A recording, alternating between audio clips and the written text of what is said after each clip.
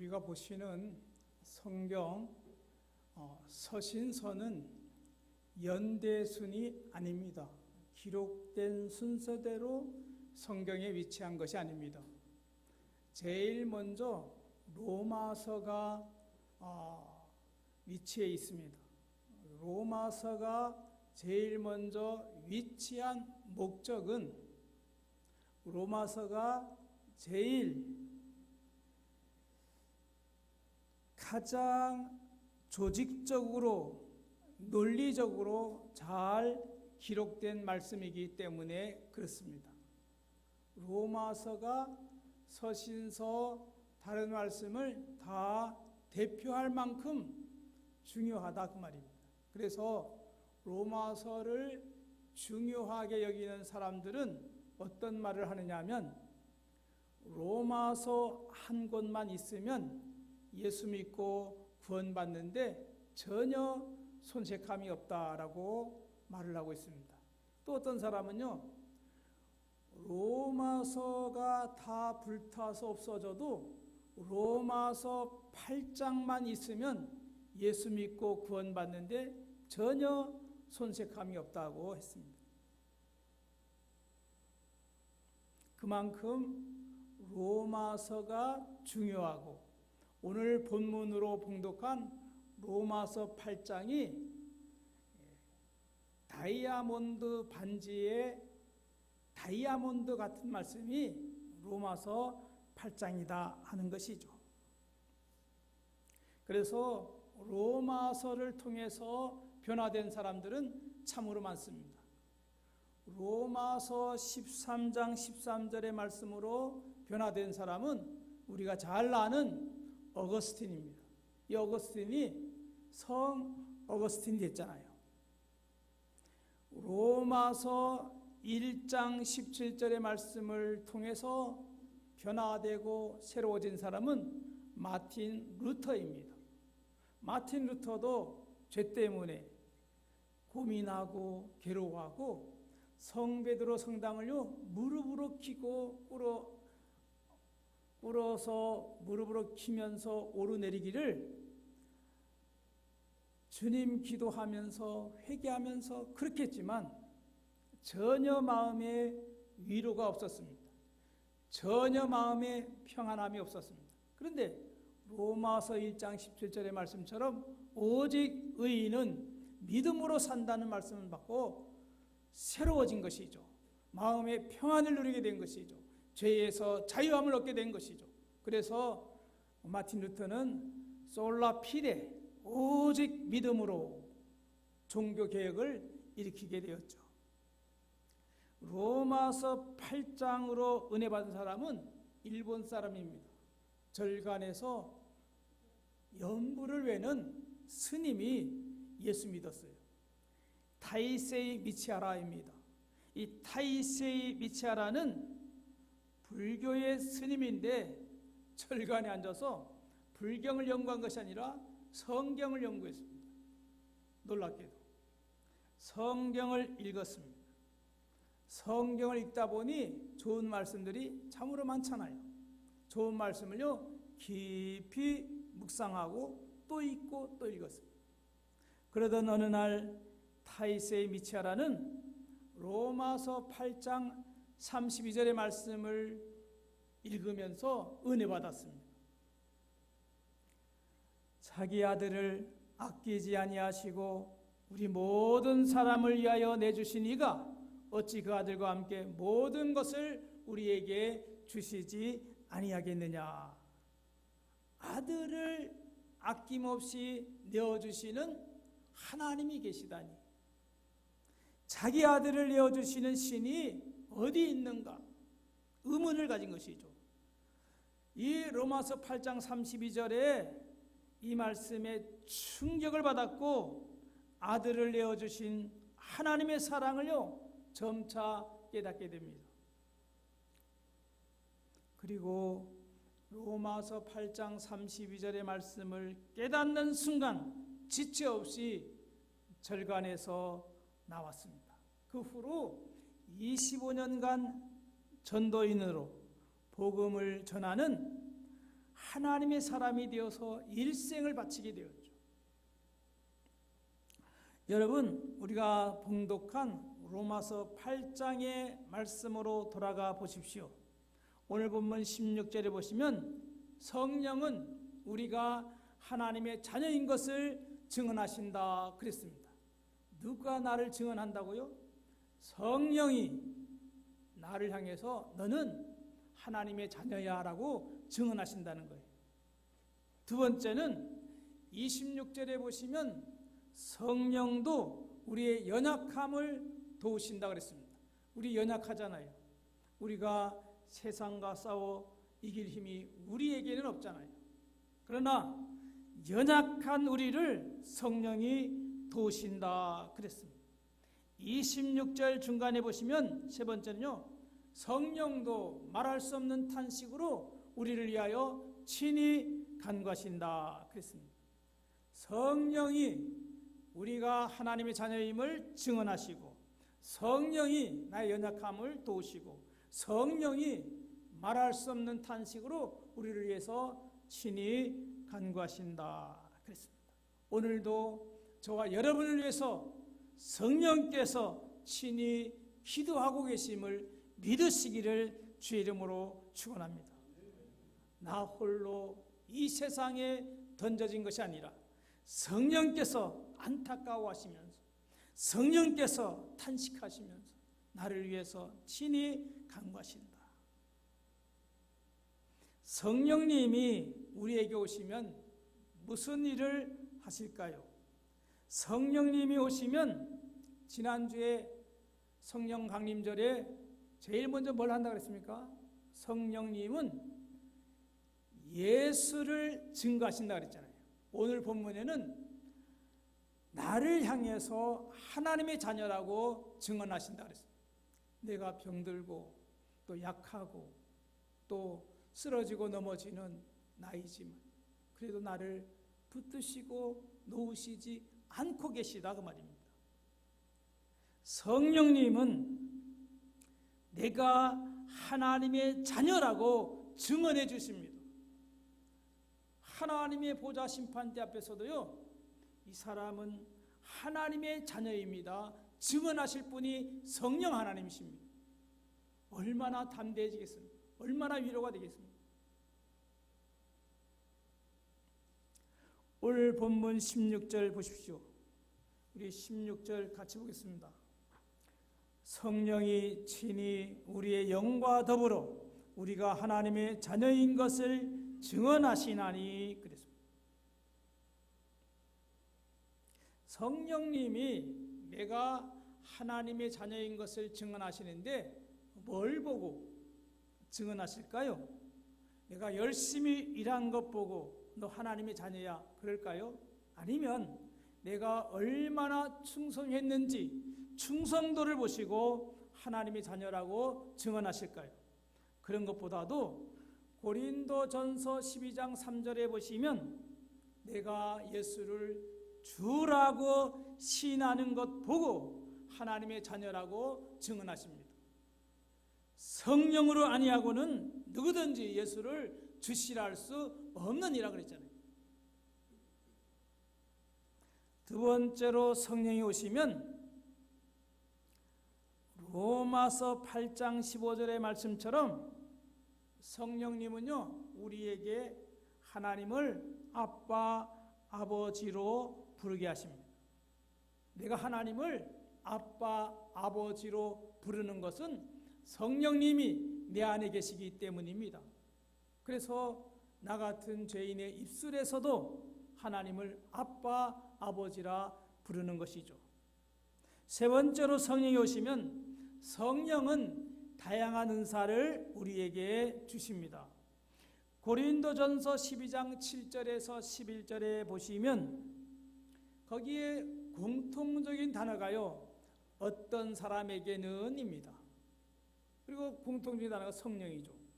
어떤 사람에게는 성령으로 지혜의 말씀을, 어떤 사람에게는 같은 성령을 따라 지식의 말씀을, 다른 사람에게는 같은 성령으로 믿음을, 어떤 사람에게는 한 성령으로 병 고치는 은사를, 어떤 사람에게는 능력 행함을, 어떤 사람에게는 예언함을, 어떤 사람에게는 영들 분별함을, 다른 사람에게는 각종 방언 말함을, 어떤 사람에게는 방언을 통역함을 주신다 그랬습니다. 오순절 순복음계통에는 방언해야 신학교도 입학시키고 그랬는데 방언이 먼저가 아닙니다. 지혜의 말씀, 지식의 말씀, 믿음, 병 고치는 은사 이런 식으로 나가죠. 그래서 제일 나중에 방언 말람과 방언 통역함이 있습니다. 이 모든 일을 한 성령이 행하사 그의 뜻대로 각 사람에게 나누어 주시는 것입니다. 성령의 뜻대로 나누어 주신다 그 말입니다. 어떤 사람에게는 지혜의 말씀을, 어떤 사람에게는 지식의 말씀을, 어떤 사람에게는 믿음을, 어떤 사람에게는 병 고치는 은사를, 어떤 사람에게는 능력 행함을, 어떤 사람에게는 예언 행함을, 어떤 사람에게는 영을 분별함을, 어떤 사람에게는 방언 말함을, 어떤 사람에게는 방언 통역함을 주신다 그랬어요. 이게 한 사람에게 집중되어 있지 않습니다. 여러 사람에게 다양한 은사를 부어주시는 것이죠. 어떤 사람에게는 봉사하는 은사를 주시기도 하죠. 네 번째로 성령이 오시면 로마서 8장 26절의 말씀처럼 우리의 연약함을 도우신다. 말할 수 없는 탄식으로 우리를 위해서 친히 기도해 주신다. 성령님이 우리를 위해서 친히 기도해 주신다는 사실을 믿으시기를 바랍니다. 달라스에 사는 한 성도의 간증입니다. 옷가게를 하는 분이었는데 장사가 잘 안 돼서 경제적으로 너무 어려워지니까 달라스에서 오클라호마로 이사하게 되었습니다. 오클라호마로 가봤더니 오히려 달라스보다 더 삭막하고 생활 형편도 더 어렵게 되었고 한인 인구도 턱없이 적었습니다. 한국 사람이니까 한국 사람이 많아야 장사가 잘 될 것 아닙니까? 그것도 옷가게를 하는 사람이니까요. 이 오클라호마로 갔더니 아는 사람도 없죠. 사업 환경은 더 열악했죠. 고난의 장소임을 알게 됐어요. 그런데 마음속에 성령께서 이런 마음을 주셨습니다. 내가 하나님을 믿는 사람인데 제대로 사업을 해보라는 성령님의 말씀을 들었답니다. 성령이 오셔서 성령에 감동하시니까 제대로 사업하려면 무엇부터 고칠까 생각하다가 네 가지를 결심했답니다. 첫 번째는 짝퉁 상품을 버리자 하는 것입니다. 여러분, 장사하는 사람은요, 짝퉁이 얼마나 돈이 되는지 잘 알 겁니다. 하지만 이걸 전부 버렸습니다. 오클라호마에서는요, 장사하면서 첫 번째 짝퉁을 버릴 거예요. 거짓된 상품을 버렸습니다. 두 번째, 주일에는 문을 닫았습니다. 주일이면 돈을 더 벌 수 있잖아요. 그런데 주일은 하나님을 섬기는 날로 선포하고 가게의 문을 닫았습니다. 이게 쉽지 않은 결정이죠. 세 번째는 세금을 한 푼도 속이지 않고 냈습니다. 이것도 쉬운 일이 아니죠. 가게 하는 사람들은. 신앙의 양심을 지키는 것이 중요하다고 여겨 실행했습니다. 네 번째는요, 내가 얼마를 벌든 수입에 상관없이 11조를 드리자. 11조를 드렸습니다. 한마디로 말하면요, 돈이 안 되는 쪽으로 결단한 것이죠. 돈을 벌기는 당연히 어려워졌고 생활도 더 힘들어질 수밖에 없었습니다. 그러던 어느 날 물건을 사려고 도매상에 가는데 비가 많이 내렸습니다. 비를 피하려고 가게 앞 차양 밑으로 들어갔습니다. 그 가게에 진열된 옷을 보게 되는데 옷 하나가 눈에 확 들어오더랍니다. 그래서 발걸음하던 도매상을 포기하고 그 가게에서 옷을 떼어왔답니다. 그 옷을 떼어온 것이 대박이 난 거예요. 그 후로 힘들고 어려웠던 사업이 회복되면서 성장하기 시작했습니다. 하루는 대형 의류업체에서 납품을 해보지 않겠느냐고 제안이 들어왔습니다. 그런데 첫 번째 만남에서 퇴짜를 받았어요. 왜 퇴짜 받은지 아세요? 매출 규모도 작고 회사도 너무 작다는 것이 이유였습니다. 그러니까 이 사람이 처음에 만날 때 매출액도 뻥튀기 하고 회사 규모도 뻥튀기 해서 알렸다면 아마 합격했을 겁니다. 그런데 퇴짜 맞았거든요. 그 정도로는 안 됩니다. 우리와 같이 사업하려면 그 정도 규모로는 택도 없습니다. 그런 것이죠. 그런데 그 다음 날 놀랍게도 회사 임원이 다시 만나자고 연락이 왔습니다. 당신 회사의 규모나 자산만 보면 별로 끌리지 않는데 당신의 정직함에 감동을 받았습니다. 그런 거예요. 당신의 회사는 작고 규모도 작고 매출액도 작은데 솔직하게 보고하는 당신의 정직함을 사겠습니다. 그런 것이죠. 그래서 계약을 맺었습니다. 대규모 물량을 만들어서 공급하면서 사업이 크게 성장하여서 지금은요 텍사스와 오클라호마 두 주에서 가장 11조를 많이 내는 그런 기업이 되었답니다. 여러분 상상이 되시죠? 성령이 오셔서 성령께서 주시는 말씀을 받고 새로운 결단을 하고 새롭게 시작하자마자 하나님이 역사하신 것이죠. 뜻하지 않게 역사하시고 뜻하지 않게 대형 의류업체에서 물품을요 납품하게 되고 오늘날 많은 사람들이 환경 탓을 합니다. 삶의 여건이 좋지 않다고 불평합니다.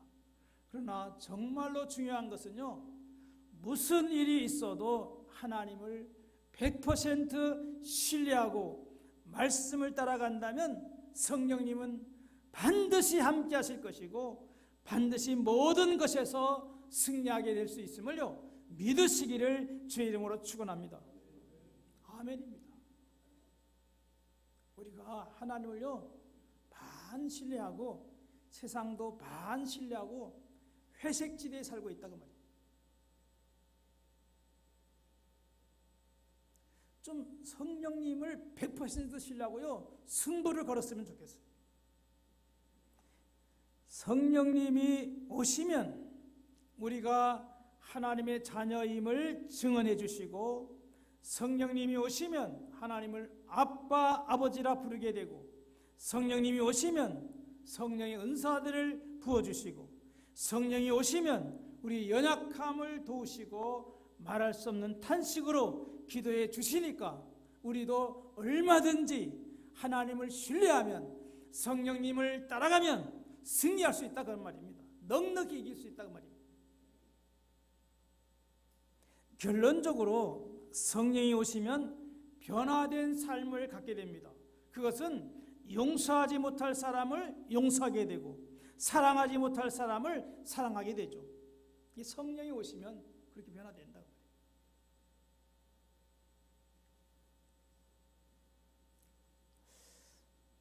어느 조그마한 시골 마을에 다 쓰러져가는 움막집이 하나 있었습니다. 그곳에 폐결핵 환자가 외로이 살고 있었습니다. 식구들은 병간호가 힘들다고 다 떠나버렸습니다. 혼자서 음식을 끓여 먹으면서 고독하게 좀 비천하게 살았습니다. 교회의 종소리가 울릴 때마다 이 환자는 가슴이 너무 아팠습니다. 이 사람에게는 희망이 점점 사라지고 있었습니다. 오직 그 생각에는요, 절망과 패배만이 가득했습니다. 그런데 그 마을 교회 여전도사님이 혼자 아무도 모르게 그 집을 신방하면서 기도해 주었습니다. 진심으로 예수님을 생각하며 사랑했습니다. 그러던 어느 날 그 집을 방문한 여전도사님에게 이 환자가 대접한다고 사과를 하나 접시에 담아 내밀었습니다. 폐결핵 환자가 내어주는 사과입니다. 여러분 같으면 어떻게 하겠습니까? 사과는 시들고 말라빠진 볼품없는 사과입니다. 폐결핵 환자가 전도사님에게 늘 우리 집에 오셨지만 이제껏 대접해 드린 것이 없어서 이거 드립니다. 그런 것이죠. 피를 토하는 그런 폐결핵 환자입니다. 그 내민 사과를 여전도사님은 그 자리에서 하나님 아버지 감사합니다. 예수님의 이름으로 기도합니다. 아멘 하고 그걸 먹었다는 말입니다.